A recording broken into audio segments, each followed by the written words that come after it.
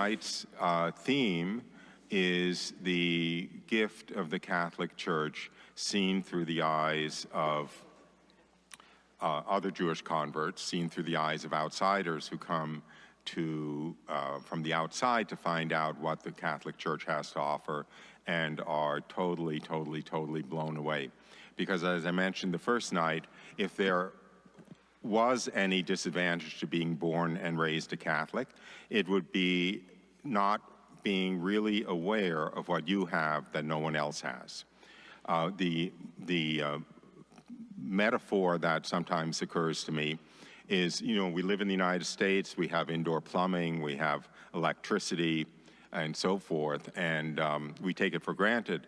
But if you took a tribesman from Africa for whom water meant half a mile walk to a muddy creek, and a fire meant rubbing two sticks together, when they came to the United States, they'd be totally overwhelmed and amazed by what we have, that for light you just touch a button on the wall, or for water you just turn a faucet, and so forth.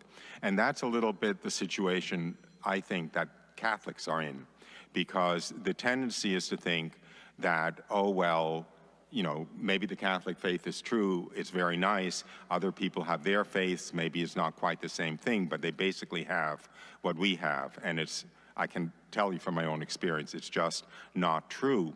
Now, it's very unpopular, there's a phenomenon known as triumphalism. You don't want to go to somebody and say, you think you have a relationship with God, but let me tell you, it doesn't hold a candle to what we have in the Catholic Church. You have to be a little bit politic about it, but it is nonetheless, it's nonetheless true. When I was growing up as a religious Jew, I took my religion very seriously, there were no answers to the most important questions. What happens after you die? Why did God perform miracles in the days of the Old Testament but no longer perform miracles? Why do good people suffer? And so forth. For instance, there's a Jewish rabbi who is like a total bestseller named Harold Kushner. And he wrote a book called Why Do Bad Things Happen to Good People? And the answer is just, they happen and there's nothing you can do about it.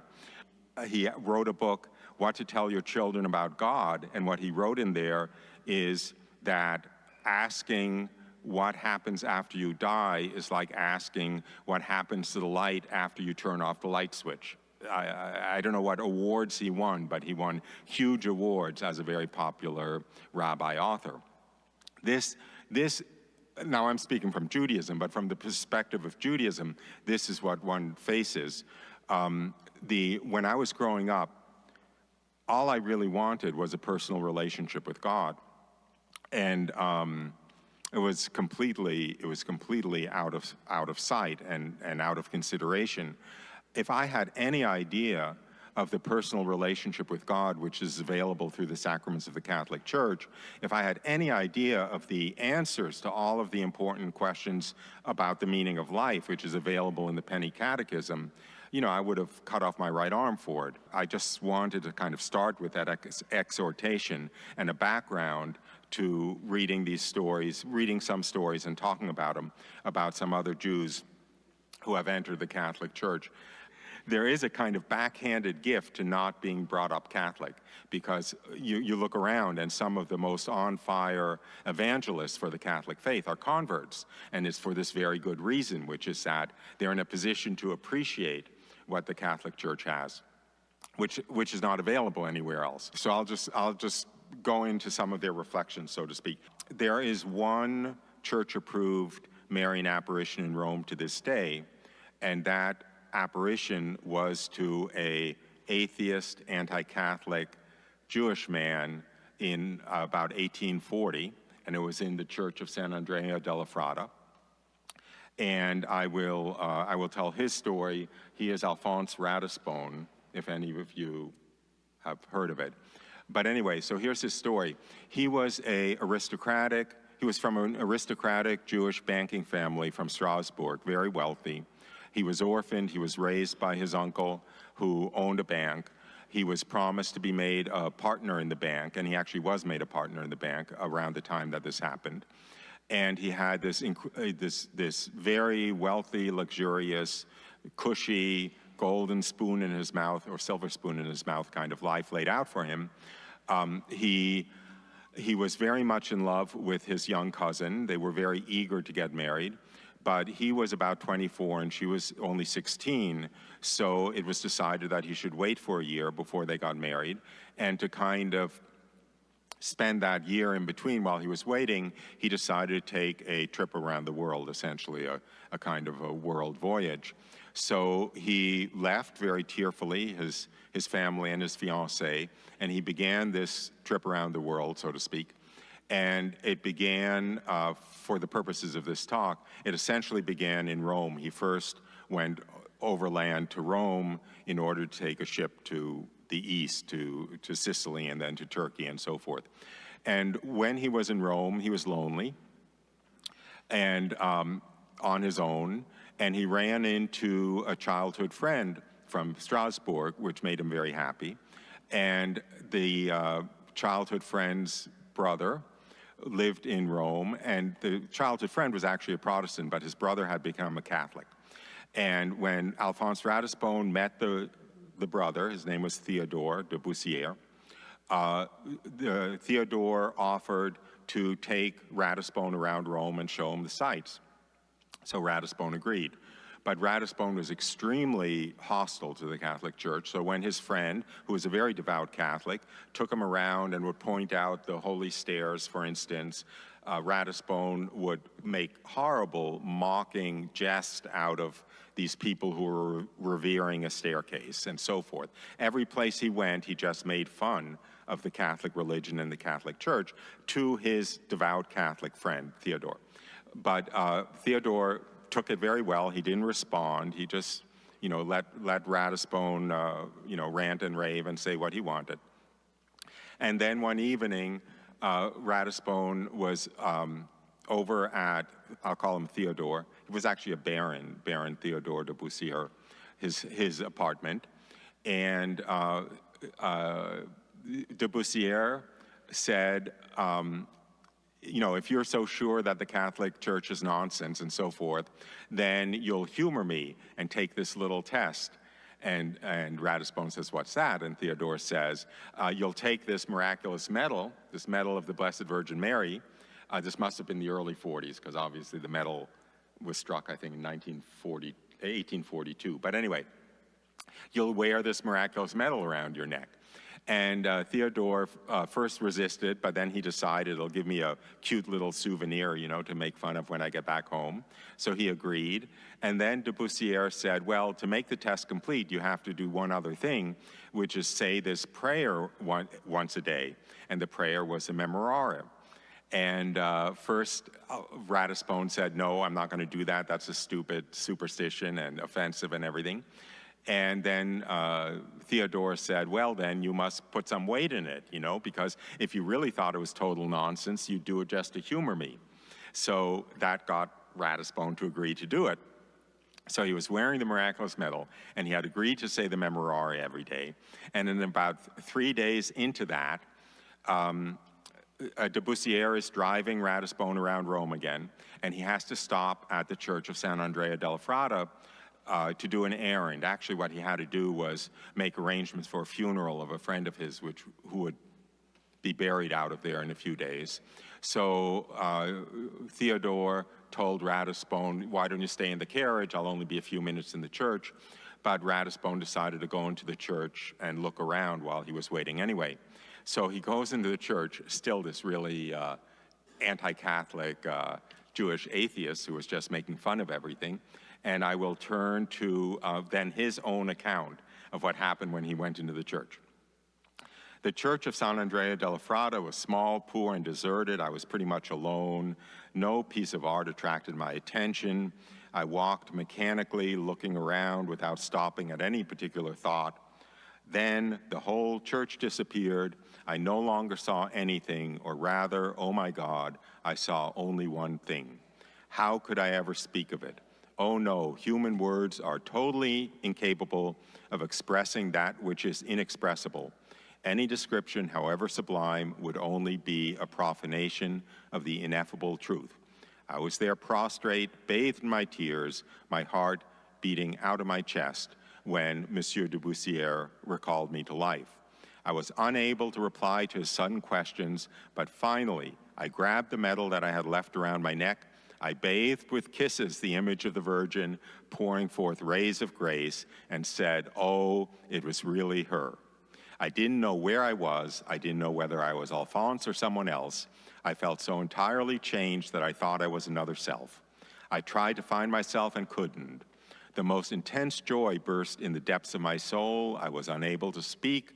I wanted to reveal nothing. I felt something solemn and sacred in me that made me ask to see a priest. I was taken to one, and it was only after receiving a direct order that I spoke to the extent possible, on my knees and with trembling heart. I could not account for the faith and the knowledge that I had acquired.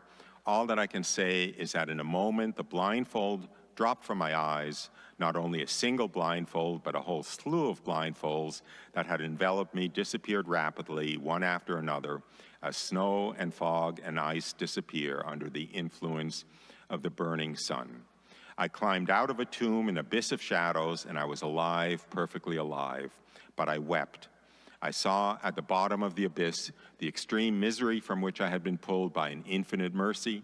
I shuddered at the sight of all my iniquities, and I was stupefied, moved to compassion, crushed with admiration and gratitude, but tears of pity mingled with my tears of love. Alas, so many men went calmly down into that pit, blinded by pride or indifference. They descended there to be swallowed alive in the horrible shadows. Will you not raise your eyes to the Savior of the world, whose blood erased the stain of original sin? Oh, how hideous is the imprint of that stain! It renders completely unrecognizable the creature made in the image of God. I have been asked how I learned these truths, since I swear that I never opened a religious book, never read a single page of the Bible, and that the dogma of original sin, totally forgotten or denied by the Jews of today, had not for an instant occupied my thoughts. I do not think I even knew the name. How then did I arrive at this knowledge? All that I can say is that I entered the church knowing nothing and left it seeing clearly. I cannot explain the change except by comparing it to a man who awakens suddenly from a deep sleep, or to a man born blind who all of a sudden sees the light of day. And then, those are his own words. And then in another letter to his friend, the friend who led him into the church, he wrote the following: I had only been in the church a moment when I was suddenly seized with an indescribable agitation of mind. I looked up and found the rest of the building had disappeared. One single chapel seemed to have gathered all the light and concentrated it in itself. In the midst of this radiance, I saw someone standing on the altar, a lofty, shining figure, all majesty and sweetness, the Virgin Mary, just as she looks on this medal. Some irresistible force drew me towards her. She motioned to me to kneel down, and when I did so, she seemed to approve. Though she never said a word, I understood her perfectly. So literally, as soon as this happened, he begged the priest to baptize him. He couldn't stand the awareness of the stain of original sin, which he had actually become consciously aware of, had seen, and also his actual sin. And the priest said, no, you have to wait, you have to be catechized. And let me read his response. He said this, he said, "But what?" I cried. "The Jews who heard the preaching of the apostles were baptized on the spot, and you want me to wait after I heard the Queen of Apostles?"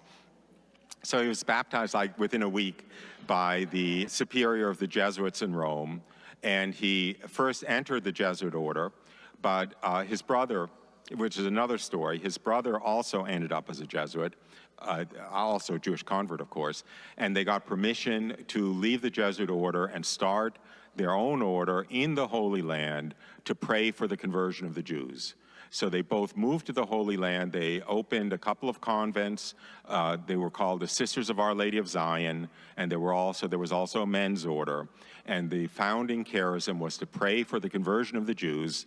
And the convent of the Sisters of Our Lady of Zion, the property they bought to build the convent, was the property directly above the pavement in front of Pontius Pilate's palace. So you can visit it today. Underneath the convent is the pavement on which the Jews were standing when they cried, "His blood be on us and on our children."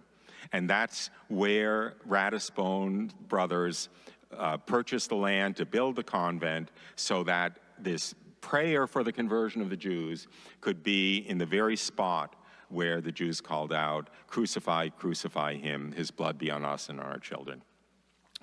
Some of these Jewish converts make very good Catholics. I want to close the story of Alphonse Ratisbonne with a prayer from Pope Pius XI that he wrote for the feast of Christ the King. Okay, it's a very beautiful prayer. You'll see why I'm reading it. He said, "Of old, the Jews called down upon themselves the blood of the Savior. May it now descend upon them as a shower of redemption and of life." So he's turning around that cry they cried out, "His blood be on us and on our children," and saying, yes, let the blood of Jesus from the cross be on the Jews and their children, and bring them the grace and the salvation that Jesus' blood from the cross brought us all. Pretty neat, huh? So I'm going to go on to Hermann Cohen. Now, Hermann Cohen was born in 1821, and he was a huge musical prodigy. He taught himself to play all of the popular show tunes being opera tunes in those days, on the piano by the age of 4 or 5. He was improvising the tunes, elaborating on the tunes as his little 5-year-old. And by the time he was 10 or 11, he was giving piano solo concerts in town. And then his mother took him to Paris when he was 12 to make him a student and protege of Franz Liszt. And Franz Liszt was the biggest pianist of the 19th century, without a question. And Hermann Cohen became, first of all, of course, became his favorite disciple and protege, but he started out playing with Franz Liszt in concerts. And by the time he was, 16, 17, 18, he was playing solo, sold out concerts in the capitals of Europe, in Berlin, in Hamburg, in Paris, in London, and so forth. And in those days, that was being like being a rock star, literally. I mean, the only way you can understand Hermann Cohen's life at that point was to think of like Mick Jagger, okay? Because he was, and there are children here, but anyway, let me think of how to say this. He became completely depraved, because here he was, a 12, 13, 14-year-old, and all of a sudden he's the star, of high society. Everyone wants him to be there, everyone wants to host him in their castles and so forth. Kings and queens are throwing money at him. I was shocked to find out there were groupies in those days, and I won't go into details, but there really were groupies in those days. And he really gave himself over to a completely depraved life, like, I don't know for a fact, but I suspect that Mick Jagger might have, So he said he gambled more in a single evening in a game of cards than a normal person earned in his lifetime, and so forth. He became so arrogant and full of himself and spoiled that he actually burned away most of his friendships, because he used everybody around him. So anyway, he lost most of his friends, but this is what then happened. So he's kind of alone. He's very rich. He's a huge celebrity. And one day in Paris, he gets a call, but it's not a call, of course, because he didn't have phone calls. But he gets asked by a friend of his who's a prince if Hermann Cohen would fill in for the prince conducting a choir on a Sunday afternoon in church. And Hermann Cohen agreed, because doing favors for princes is, something you do. So he agreed. What he didn't know was that service in the church was a Sunday afternoon Vespers with benediction service. And so now I will turn to what happened to him when he was there at that benediction service, okay? And I'm combining a couple of incidents here, but at the moment of elevation, all of a sudden I felt burst forth behind my eyelids a flood of tears that did not cease to flow with a voluptuous abundance down my inflamed cheeks. I remember crying a few times as a child, but never anything like those tears. While they were drowning me, I felt surge up from the depths of my chest, split open by my conscience, the most tearing remorse over my entire past life. All of a sudden and spontaneously, as though by intuition, I offered God a general confession, interior and rapid, of all of my enormous sins since childhood. I saw them there piled up before me by the thousands, hideous, repulsive, revolting, deserving all of the anger of a sovereign judge. And yet, I also felt an unknown calm that soon spread over my entire soul like a soothing balm, that the God of mercy would forgive me these, that he would turn his gaze away from my crimes, that he would take pity on my sincere contrition, on my bitter sorrow. Yes, I felt that he would give me grace and that he would accept in expiation my firm resolution to love him above all else and to turn to him from then on. When I left the church, I was already a Christian, as much a Christian as it is possible to be before baptism. So he locked himself, essentially he locked himself in his room and just spent all day praying, reading the breviary and so forth, and going out to as many masses as he could. And he was very eager to get baptized as soon as possible. And he did get baptized soon afterwards. By the way, he got baptized in the chapel of the Ratisbonne brothers. So I will read his experience. On Saturday, August 28th at 3 o'clock, the chapel of Our Lady of Zion shone with an unusual brilliance. The freshest and most beautiful flowers adorned the altar, resplendent with 1,000 candles. The convent bells were ringing out the most joyful carolins. A pious crowd filled the nave. A choir of young girls covered with long white veils sang beseechingly the litany for the conversion of the Jews. The organ mixed its harmonies with this beautiful singing. And never did an infant come into the world more tenderly surrounded by his brothers and sisters than I did when, a simple catechumen, I approached the altar. Do you wish to be baptized? Yes, I wish to. Then kneel down. And these are now Hermann Cohen's own words. The earth disappeared. The priest holding the shell with holy water was no longer a man. God had promised to descend himself in that moment and take possession. When the holy water touched my forehead, all of a sudden, my body shook, and I felt such a violent, powerful movement that I can only compare it to an electric shock. The eyes of my soul opened to a supernatural and divine light. This light expanded in my whole being. God, the Holy Spirit, as though to seal his promise, descended from the heights of heaven to me, taking me by the hand and showing to me in ecstasy that which a finite being could never comprehend, the infinite. Yes, I saw with the eyes of my soul wide open with joy, an immense brilliance without end, better to say without space itself, because the sight soared, plunged ever further, never meeting an obstacle. Everywhere, myriads of angels sang with an indescribable beauty, ever more beautiful, ever more ravishing, such as no human ear ever heard. A soft warmth penetrated me, and my sight, despite the dazzling light that shone everywhere, never stopped plunging into the rays, and in the center reigned a light even more brilliant in its whiteness. There, sitting on a glorious throne, with on his right his glorious, well-beloved mother, was our Lord Jesus Christ, and at his feet, all around him, the army of saints, clothed in the most brilliant colors of the rainbow. These saints were prostrate at the foot of the throne, adoring him, and yet, at the same time, they turned and looked at me with sweet smiles of welcome. All of heaven and its inhabitants seemed to be rejoicing at my baptism, as though the poor, small soul of a redeemed sinner could hold real weight in the scales of eternity. Yes, I saw the paradise of the church triumphant.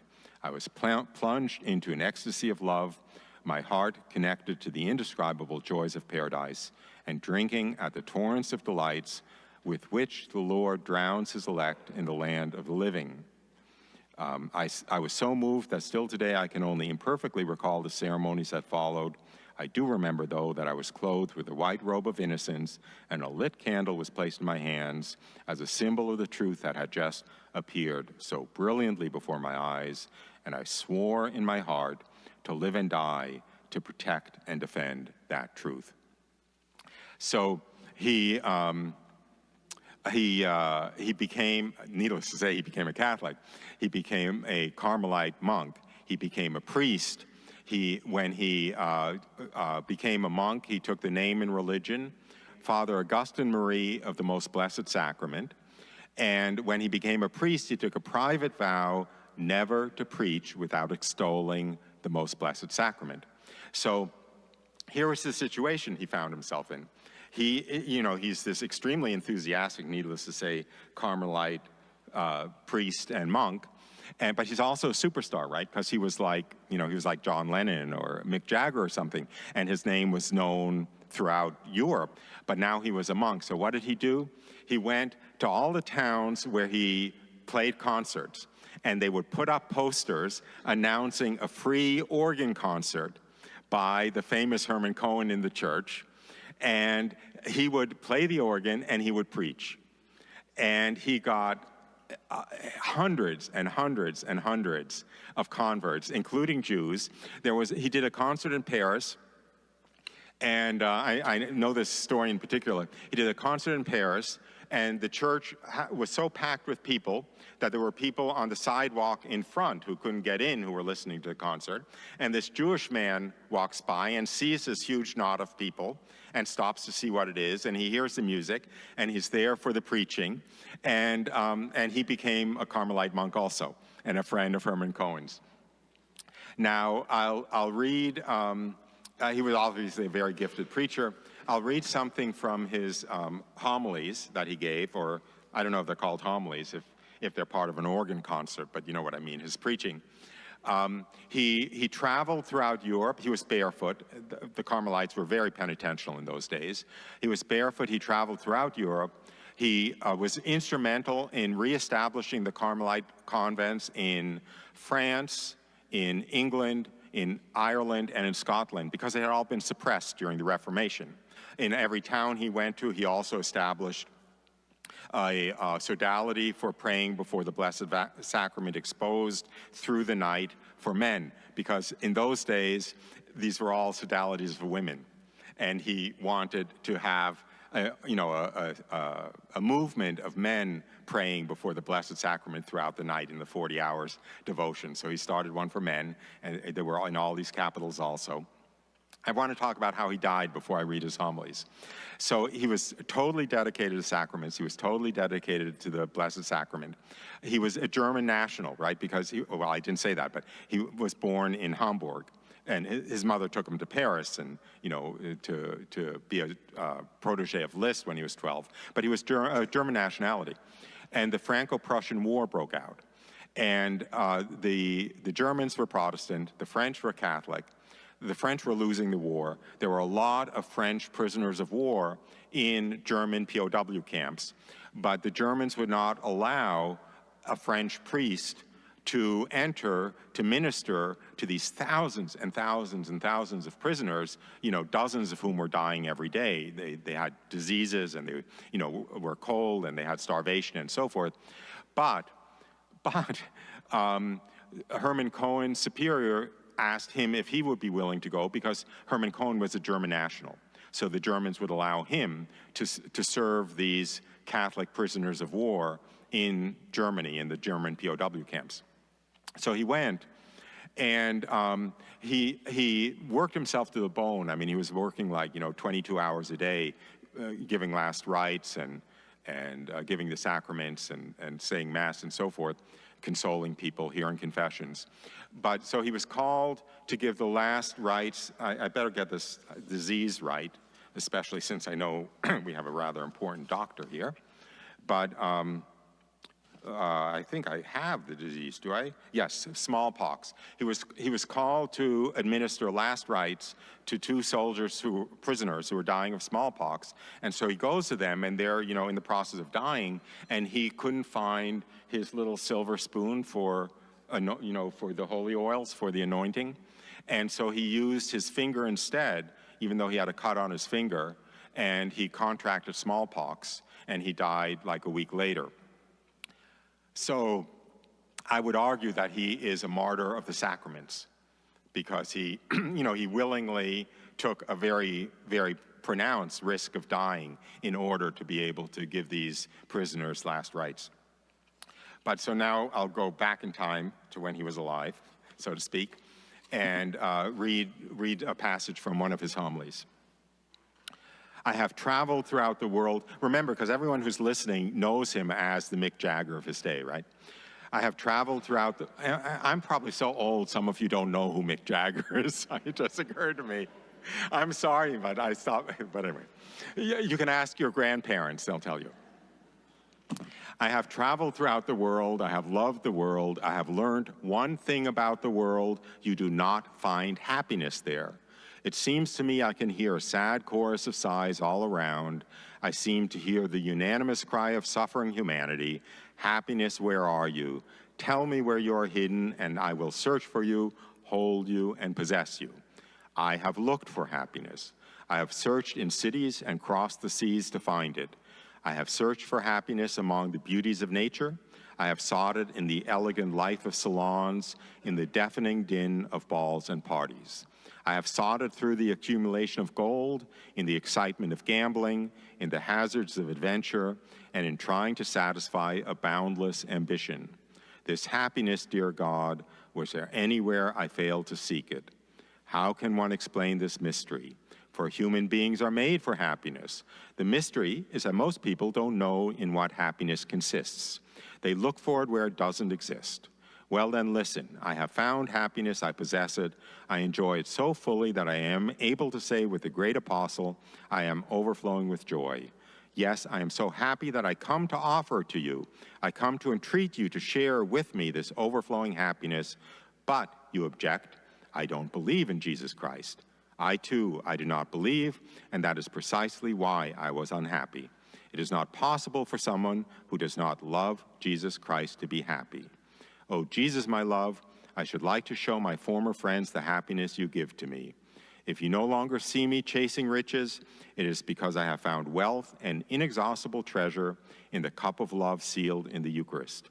If I no longer come and drown my worries in your noisy parties, it is because I am nourished at the wedding feast with the angels of heaven. It is because I have found true joy. So come to this heavenly feast which has been prepared by eternal wisdom. Come, draw near, taste and see the sweetness of the Lord. O Jesus, my love, I dare say, if faith did not teach me that to contemplate you in heaven is a still greater joy, I would not believe that a greater happiness could exist than that which I experience loving you in the Eucharist and receiving you in my poor heart, made so rich by you. Amen. Okay, I mean, this is actually really easy. I was a little worried about giving this talk, but this is really easy because I could read another 5 pages of Hermann Cohen's life. As a matter of fact, I am going to read one other thing just because I think you'll see why. I'll tell 2 more parts of his story, actually. First of all, he wrote his mother when he became a Carmelite priest, why he became a Carmelite. And he says, this is part of the letter he wrote to his mother when he was a novice. I find myself in the novitiate of a religious order that is famous for its austerities, its penances, and its love of God. This order was born among the Jews 930 years before Jesus Christ. It was the prophet Elijah of the Old Testament who founded it on Mount Carmel. It is an order of true Jews, of children of the prophets who waited for the Messiah, who believed in him when he came, and who continue to our time, living always in the same manner, with the same bodily deprivations and the same spiritual joys as they lived on Mount Carmel in Judea about 2,800 years ago. They still bear today the name of the Order of Mount Carmel. Why follow this life? To draw down the mercy of the all-powerful onto the earth and to turn away his just anger, ready to strike those who offend him.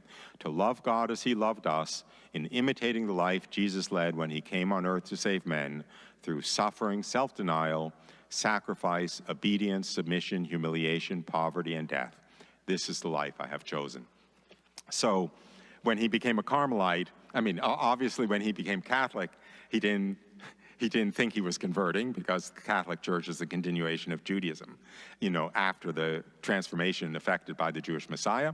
And when he became a Carmelite, he didn't think he was entering a Catholic order. He thought he was entering a Jewish order, because it was founded 930 years before Christ by the prophet Elijah. Now, his one sadness in life, I'll tell this story. His one sadness in life is that his mother never entered the church. And he was very fond of his mother. He was a very close family, and he was heartbroken when his mother died without having entered the church and being afraid that her soul was lost. So he went to the Curé of Ars, Saint Jean-Marie Vianney. He was a middle of the 19th century French parish priest saint with tremendous charismatic gifts, sort of a Padre Pio type. And he went to the Curé of Ars, and he shared with the Curé of Ars his great sadness at the possibility of his mother having been lost. And the Curé of Ars said, "Don't be sad. Someday on the Feast of the Immaculate Conception, you will receive good news." Okay, so a number of years later, a Jesuit priest approaches Hermann Cohen with a letter for him, which was written by a very pious Catholic woman. And when Hermann Cohen opened the letter, and this woman said that she was shown the death of Hermann Cohen's mother. And Hermann Cohen's mother was dying, or had died, was in the process of dying. She was being judged by Jesus, and Jesus was about to send her to hell, actually. You know, her soul was about to be lost, when the Blessed Virgin Mary appears to Jesus and says, "Son, how can you do this to the mother of our good friend Hermann Cohen? How would you feel if it was your mother? How would you feel if it was me?" So Jesus gave her a last-minute chance to accept him, and she accepted him, and her soul was saved. So this picture of the Blessed Virgin Mary saying, "How can you do this? How would you feel if it was me?" I just think is so beautiful and fun. So anyway, so that's the story of Hermann Cohen.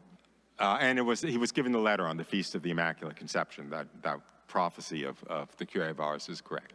And I'm just going to go into a little bit of it's not really a digression, but another direction, which is about evangelization and exhortation to evangelize. Because that's, in a sense, that's what this is all about. In other words, what I'm trying to describe here is what we have in the Catholic Church that nobody else has. And the only way they're going to get it is if they figure out that there's something in the Catholic Church that they don't have. And the only way that's going to happen is if good Catholics share their faith with them. So I want to talk for a couple of minutes about evangelization. To my way of thinking, evangelization is fundamentally based on letting people know what you have in the Catholic Church. You don't actually even have to encourage them to become Catholic, so to speak. If they know what you have in the Catholic Church, and they know in their heart it's something that they want more than anything else and that they don't have, that is going to be a huge vehicle to draw them towards the Catholic Church. Of course, it's wonderful if there's something tangible that emerges, like a possibility to bring them to Mass or you know, do some Catholic reading or something. But the heart of it, I think there are two hearts of it. One is love, because love is kind of the carrier wave that carries everything else, you know, interest and sympathy and everything else. And the other is letting them know what you have. And I can give you an example. It's okay, I've already confessed and received absolution, no joke, but of being on an airplane, praying the rosary, and the person next to me is, you know, and I put my hand under my jacket so that they wouldn't see me praying the rosary, because, I don't know, I didn't want to get in a conversation, or I didn't know what they would think of me, or whatever. There are tons and tons of situations like that where there's an opportunity to let somebody know about your Catholic faith and that you take it seriously. And yes, there's a danger that they will think the worst of you, and you know, they'll think you're silly or stupid or ignorant or something, but that doesn't really matter. Fear of human respect is one of the enemy's greatest tools for suppressing evangelization.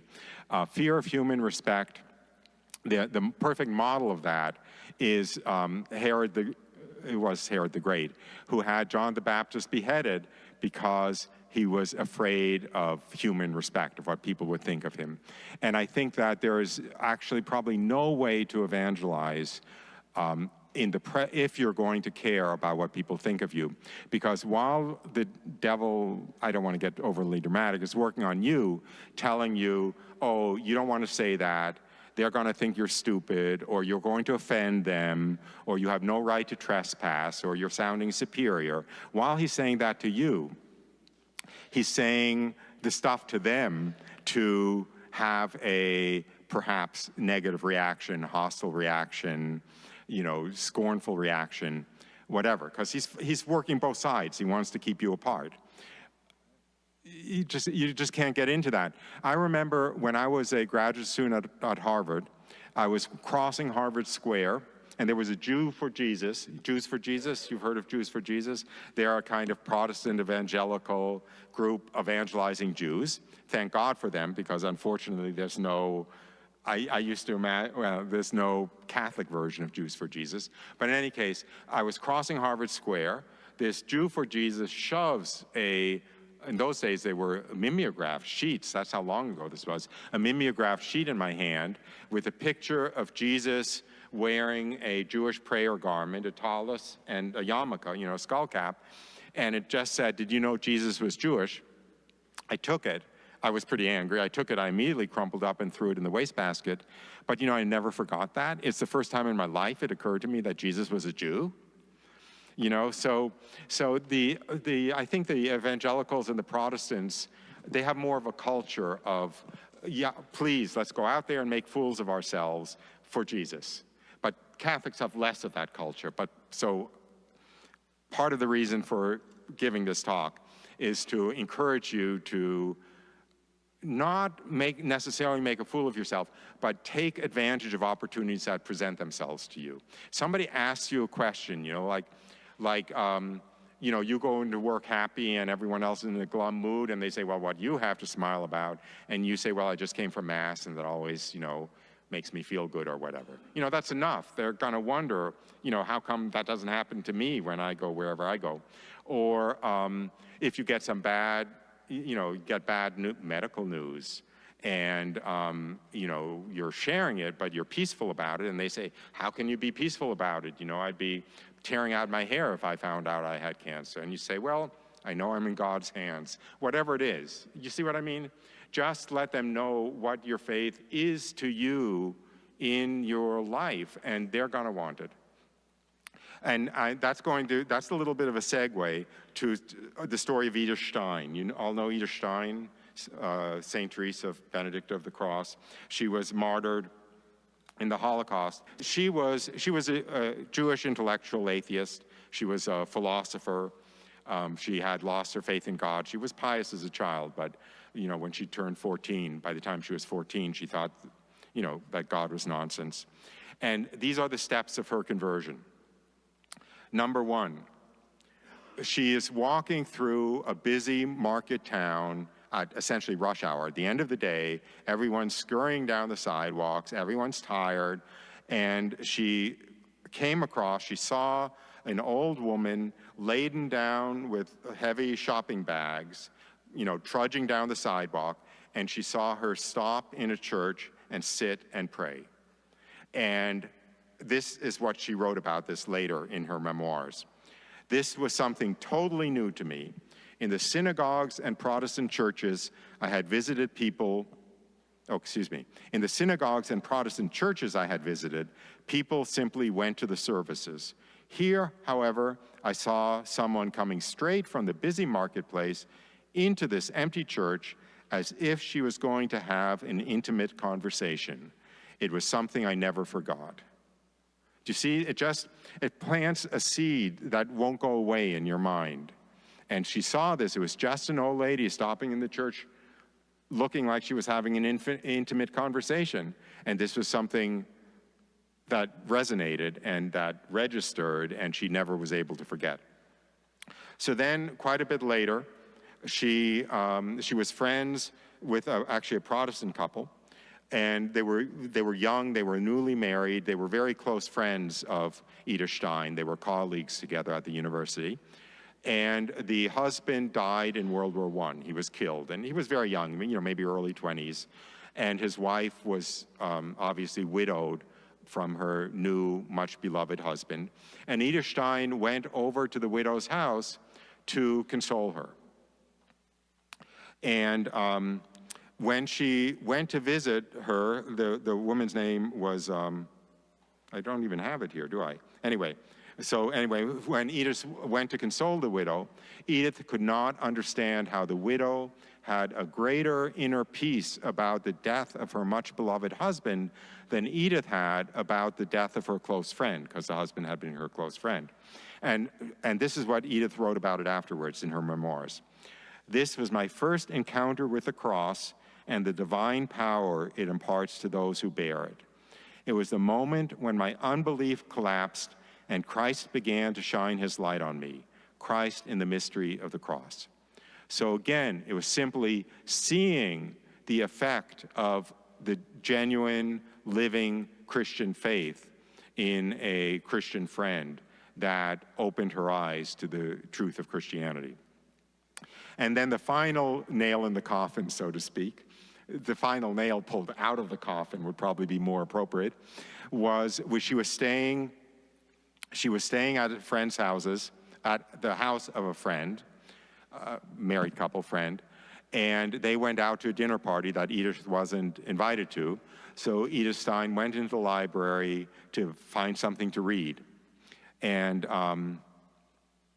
anyway, and the book she happened to pick up was the autobiography of St. Teresa of Avila. And she sat down to read the book, and she read the book throughout the night. She finished the book that night. And this is what she wrote later. "When I had finished the book, I said to myself, this is the truth." So that was the final nail in the coffin, so to speak, that when she finished reading that book, and again, there have been religious orders founded for the promulgation of good Catholic reading. The Oblates of the Virgin Mary, for instance, were founded in order to circulate good Catholic books. Anyway, so it was actually, that was in the summer, and 6 months later she was baptized. And again, the priest thought she should have to go through instruction, So Edith said, "Quiz me, ask me any question you want on the faith." And I don't know if I have the quote here, but the priest was absolutely horrified because she knew the faith better than he did. I mean, there was nothing that she didn't have absolutely wired. And so she was, she was able to be baptized right away. She obviously also became a religious. She also became a Carmelite. And she also became a martyr. So, as Hermann Cohen said in that homily, let them taste and see the sweetness of the Lord through how you live the Catholic faith. And I think that's probably a good place to end. I'll maybe take a few questions if there are any.